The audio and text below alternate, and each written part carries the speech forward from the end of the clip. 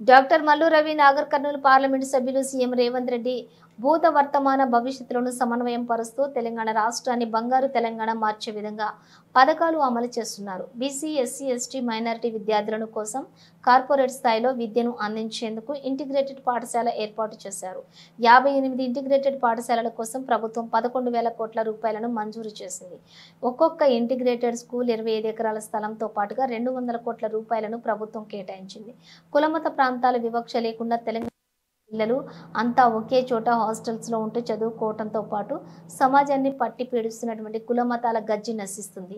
రేవంత్ రెడ్డి విప్లవాత్మక నిర్ణయం తీసుకున్నారు.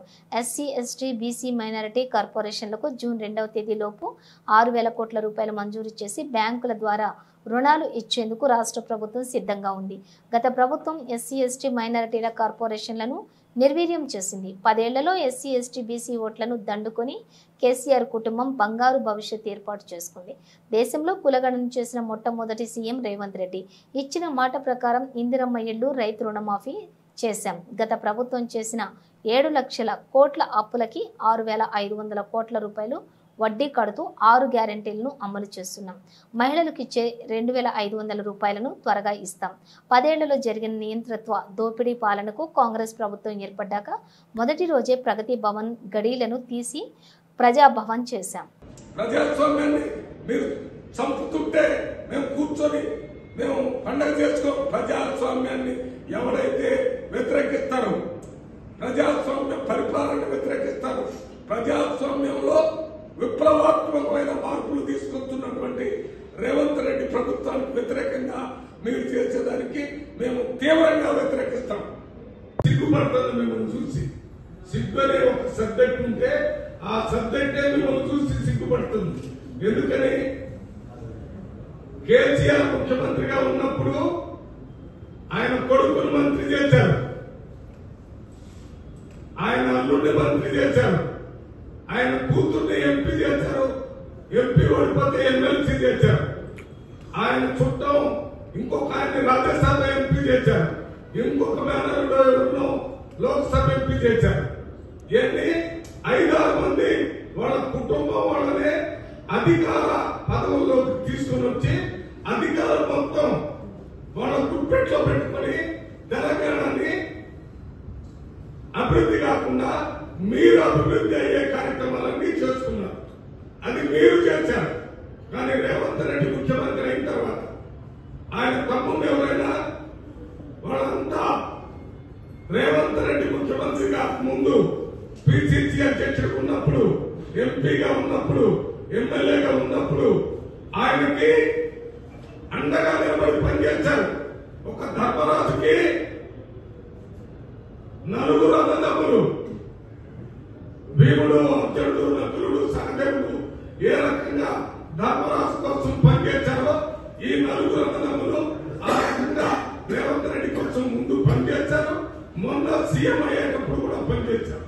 అయినా ఏ పదవి ఆశించలేదు. వాడు నిలబడితే ఒకళ్ళు ఎంపీ స్థాయిలో ఉన్నారు, ఇంకొకళ్ళు ఎమ్మెల్యే స్థాయిలో ఉన్నారు, ఇంకొకళ్ళు ఎమ్మెల్సీ స్థాయిలో ఉన్నారు. కానీ రేవంత్ రెడ్డి గారు నిర్ణయాన్ని వాళ్ళు శిరసావహించారు. ఇంట్లో నేను ఒక్కడే రాజకీయంగా పనిచేస్తాను, మీరు రాజకీయంగా పదవులు ఆశించొద్దని చెప్తే అది లక్ష్మణ రేఖలాగా దాటకుండా ఆ 4 పనిచేస్తున్నారు. మీలాగా తలా ఒక పోస్ట్ తీసుకొని ఒకళ్ళు మున్సిపల్ అడ్మినిస్ట్రేషన్, ఒకళ్ళు ఇరిగేషన్, ఒకళ్ళు పోలీసు, ఒకళ్ళు అన్ని డిపార్ట్మెంట్స్ అన్ని పంచుకొని ప్రజలు దోచుకునే కార్యక్రమం చేయటం. మీలాగనే రేవంత్ రెడ్డి బ్రదర్స్ కూడా చేస్తారని మాట్లాడటం సిగ్గుకే సిగ్గు అవుతుంది.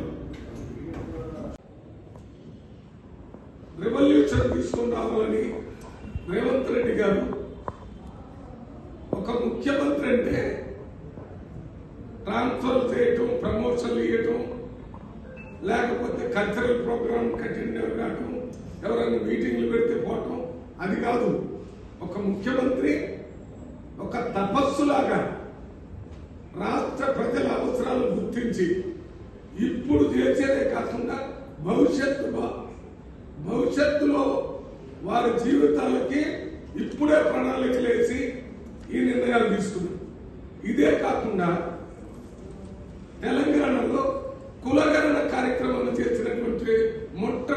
ముఖ్యమంత్రి రేవంత్ రెడ్డి మొత్తం భారతదేశంలో. కేసీఆర్ గారు మాజీ ముఖ్యమంత్రి ఒక్క రోజులో ఏదో కుటుంబ సర్వే చేసినట్టు చేశారు. దాని లెక్కలు బయట పెట్టలేదు, అసెంబ్లీలో చెప్పలేదు, దాన్ని ఉపయోగించలేదు. అదే ముఖ్యమంత్రి గారు కులగణన చేసి రేపు ఇప్పుడు జరిగే అసెంబ్లీలో ఆ లెక్కలు పెట్టి వాళ్ళ జనాభాను పెట్టి వారెంతో వారికంత అంటే ఏ కులానికి ఎంతమంది జనాభా ఉన్నారో వాళ్ళకి అందిస్తే వాళ్ళ అభివృద్ధి సంక్షేమం జరుగుతుందనే ఆలోచనతోనే ఈ లెక్కలన్నీ అసెంబ్లీలో పెట్టి ఈ బీసీలకు రిజర్వేషన్ ని 42% పెంచాలని ఇది అసెంబ్లీలో రెజల్యూషన్ యునానిమస్ గా పాస్ చేయించి ఇది తీసుకొని ముఖ్యమంత్రి గారు ఉప ముఖ్యమంత్రి గారు రాహుల్ గాంధీ గారితో సహా ప్రధానమంత్రిని కలిసి పార్లమెంట్ లో బిల్లు పెట్టి దీన్ని 9th షెడ్యూల్ లో పెట్టినట్టయితే 50% సీలింగ్ దాటిన తర్వాత కూడా రిజర్వేషన్స్ ఇవ్వాలనే ఆలోచన ముఖ్యమంత్రి గారు చేస్తున్నారు. ఒకవేళ ప్రధానమంత్రి నేను బీసీ అని చెప్తున్నారు ఈ మధ్య. ఆయన బీసీ అయితే బీసీలకు రిజర్వేషన్ పెంచాలనే దాని మీద ఆయన బిల్లు పెట్టి చేయాలి. ఒకవేళ బిల్లు పెట్టకపోతే కాంగ్రెస్ పార్టీ ద్వారా రేపు జరగబోయే పంచాయతీ ఎన్నికల్లో 42% సీట్లు బీసీలకి, మామూలుగా రిజర్వేషన్ వచ్చినటువంటి 16-7% సీట్లు ఎస్సీ ఎస్టీలకి, మైనార్టీకి ఇచ్చే 4% అన్ని ఇవ్వటానికి ముఖ్యమంత్రి గారు స్టేట్మెంట్ ఇచ్చారు. ఒకవేళ పార్లమెంట్ లో బిల్లు రాకపోతే పార్టీ ద్వారా మేము అమలు చేస్తామని చెప్పినటువంటి గొప్ప సాంఘిక సంస్కర్త మన ముఖ్యమంత్రి రేవంత్ రెడ్డి గారు.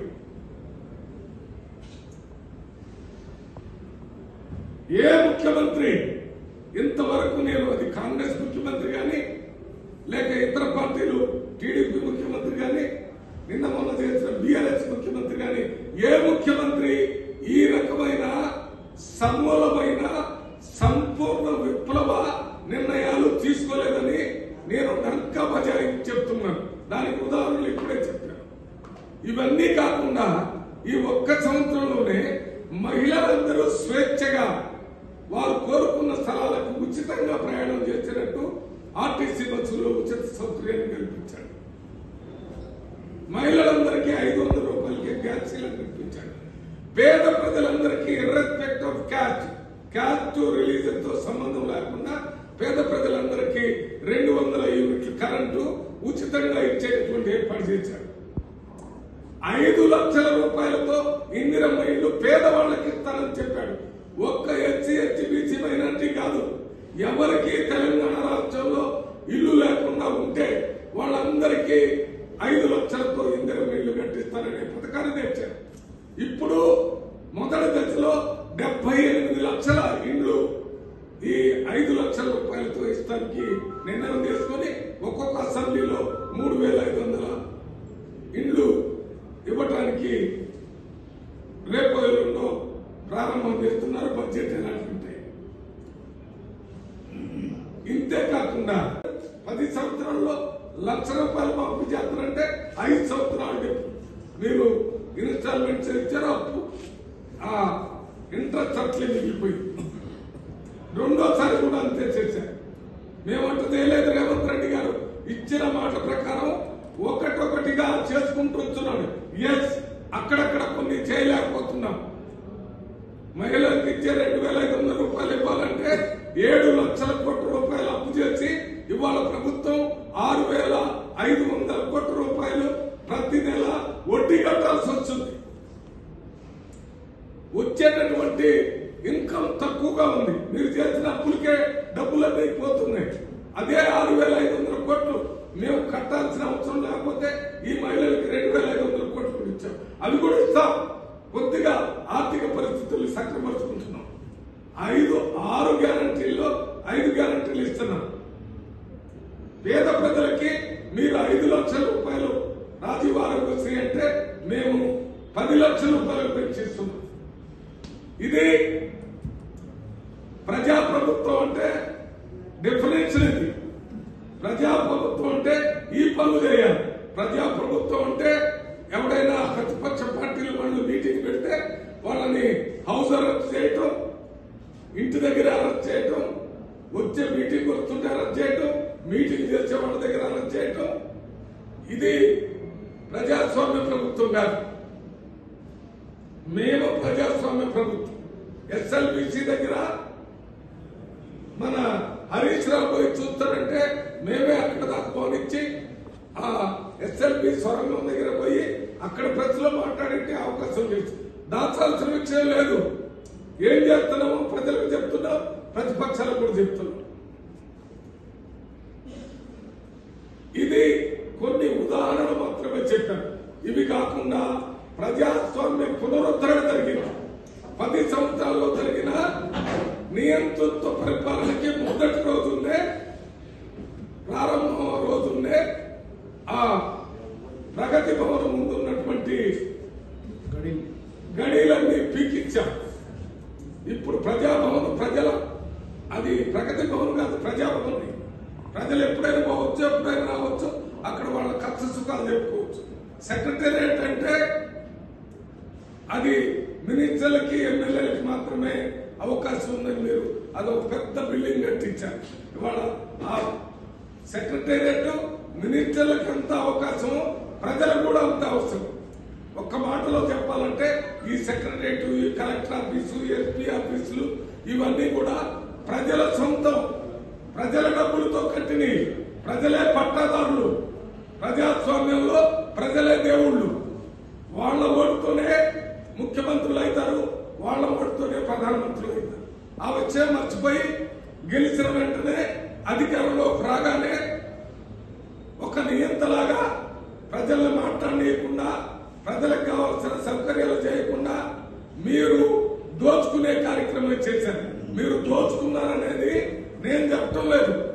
కాళేశ్వరం ప్రాజెక్టు ఒక ఏటీఎం లాగా ఎప్పుడంటే అప్పుడు డబ్బులు తీసుకోవడానికి మీకు ఉపయోగపడిందని ప్రధానమంత్రి ఇక్కడికి వచ్చి చెప్పాడు, హోమ్ మినిస్టర్ ఆఫ్ ఇండియా ఇక్కడికి వచ్చి చెప్పాడు. ఎవరిని అడిగినా చెప్తాం.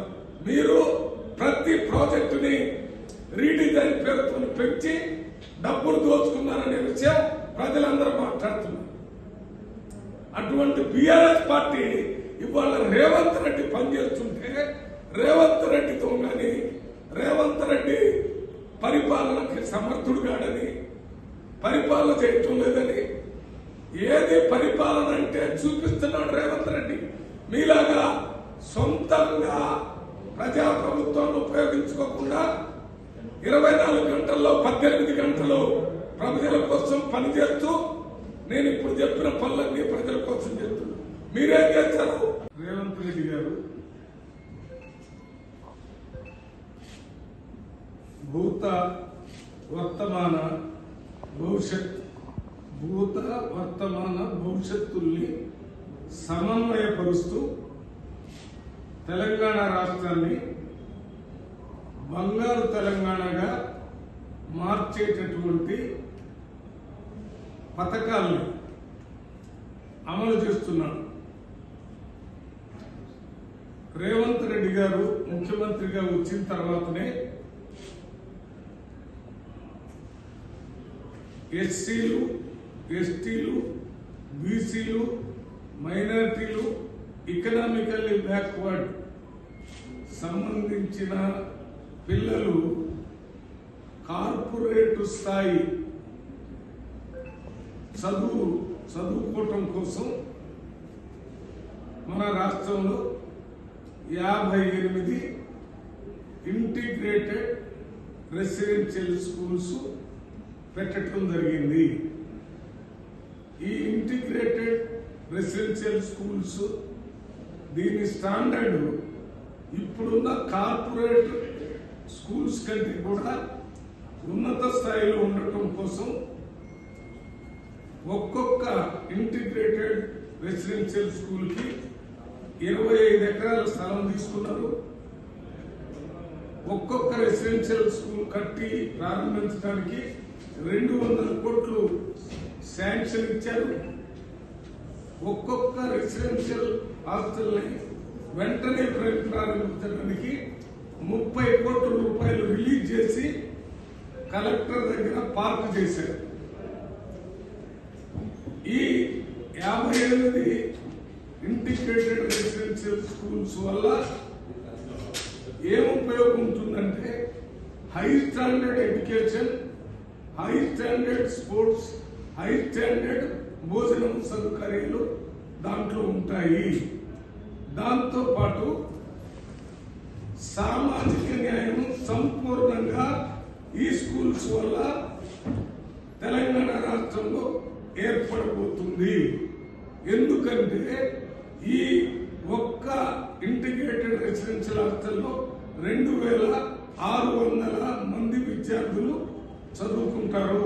ఆ 2600 మందిలో ఎస్సీ పిల్లలు ఉంటారు, ఎస్టీ పిల్లలు ఉంటారు, బీసీ పిల్లలు ఉంటారు, మైనారిటీ పిల్లలు ఉంటారు, ఎకనామికల్లీ బ్యాక్వర్డ్ వాళ్ళ పిల్లలు, పేద ప్రజల పిల్లలు కూడా ఒకే హాస్టల్లో ఉండి 4వ తరగతి నుంచి ఇంటర్మీడియట్ దాకా ఆ స్కూల్లోనే చదువుకొని ఇంటర్మీడియట్ తర్వాత ఆ స్కూల్ నుంచి బయటకు వస్తే సమాజాన్ని పట్టి పీడిస్తున్నటువంటి ఈ కుల గజ్జి, ఈ మత గజ్జి, ఈ ప్రాంతం గజ్జి ఏది లేకుండా కుల మత ప్రాంతాలకు అతీతంగా ఈ పిల్లలు చదువుకొని ఒకే కుటుంబంలో తెలంగాణ తల్లి పిల్లలు అంటే తెలంగాణలో పుట్టిన వాళ్ళందరూ తెలంగాణ తల్లి పిల్లలే. ఆ రకంగా బయటకు వస్తారు. ఆ రకంగా బయటికి రావడం వల్ల బయట సమాజంలో వారు మళ్ళీ ఈ కుల వివక్ష చూపించరు, మత వివక్ష చూపించరు, ప్రాంతం వివక్ష కూడా చూపించరు. ఇది రేవంత్ రెడ్డి గారు, ఉప ముఖ్యమంత్రి మల్లుపట్టి విక్రమార్క గారు ఆలోచించి ఈ స్కూల్స్ ని రెసిడెన్షియల్ స్కూల్స్ కి 11,000 కోట్ల రూపాయలు మొన్ననే శాంక్షన్ రిలీజ్ ఇచ్చారు, శాంక్షన్ చేశారు. 11,000 కోట్ల రూపాయలు 12% ఇస్తారని ఇవ్వలేదు. కార్పొరేట్ విద్య పేదవాళ్ళకి ఇస్తారని ఇవ్వలేదు. లక్షలు రైతులకు అప్పులు మాఫీ చేస్తారని చేయలేదు. ఇవన్నీ చేయకుండా ఇవాళ పని చేస్తున్నటువంటి ముఖ్యమంత్రిని మీరు ఇదే రకంగా విమర్శిస్తూ అడ్డుపడితే చూస్తూ ఊరుకునేదే లేదు.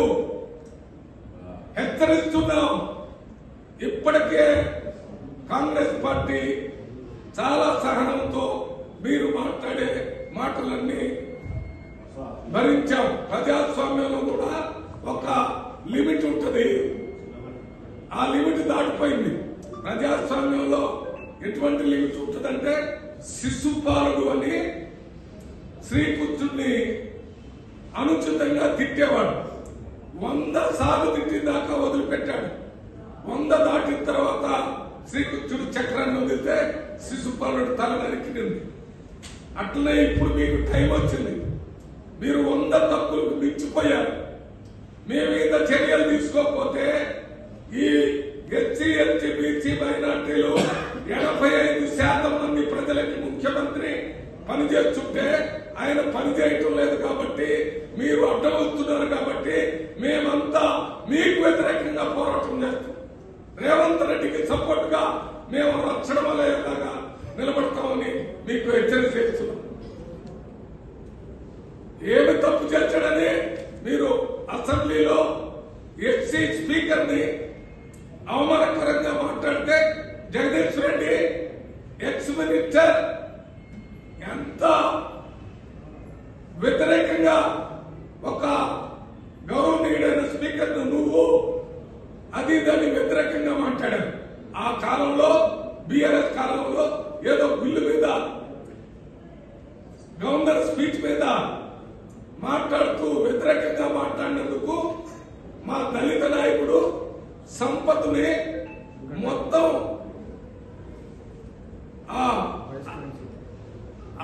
పార్లమెంట్ నుంచి అసెంబ్లీ నుంచి బహిష్కరించారు. 1 సంవత్సరం వరకు అసలు ఆ సెక్షన్ లో కాదు, కంప్లీట్ గా. సిగ్గుందా మీకు? సిగ్గుందా? ఇవాళ మిమ్మల్ని సస్పెండ్ చేశారు. నా ఉద్దేశంలో జగదీశ్వర్ రెడ్డిని మొత్తం అసెంబ్లీ నుంచి బహిష్కరించాలి. మీరు చేసిన దానికంటే తక్కువ చేశాం మేము. ఏమనుకుంటున్నారు? మీకు తెలుసు కదా, మీరు కూడా అధికారంలో ఉన్నారు కదా. ఒక స్పీకర్ కి హౌస్ కంట్రోల్ చేయడానికి కావాల్సిన అన్ని హక్కులు ఉంటాయి. ఒక లిమిట్ వరకు మాత్రమే మంత్రులు గాని, ఎమ్మెల్యేలు గాని, అసెంబ్లీ స్పీకర్ గాని, పార్లమెంట్ స్పీకర్ గాని, నేను పార్లమెంట్ లో ఉన్నాను, అక్కడ కూడా బీజేపీకి సంబంధించిన స్పీకర్ ఉన్న స్పీకర్ గాని, స్పీకర్ స్థానాన్ని గాని అవమానపరిచినట్టుగా మాట్లాడకూడదు. మాట్లాడితే సస్పెండ్ చేయటమే కాకుండా బహిష్కరించేటటువంటి హక్కులు స్పీకర్ కు ఉన్నాయి, ప్రభుత్వంలో ఉన్న పార్లమెంటరీ అఫైర్స్ మినిస్టర్ కు ఉన్నాయి, ఇక్కడ కూడా అసెంబ్లీ అఫైర్స్ మినిస్టర్ కు ఉన్నాయి. మేమందరం ముఖ్యమంత్రిని, ఉప ముఖ్యమంత్రిని, అదే రకంగా మన అసెంబ్లీ అఫైర్స్ మినిస్టర్ ని, జగదీశ్వర్ రెడ్డిని బహిష్కరించేదానికి మీరందరూ ఆ ఎథిక్స్ కమిటీలో కూడా నిర్ణయం చేయాలని డిమాండ్ చేస్తున్నాం.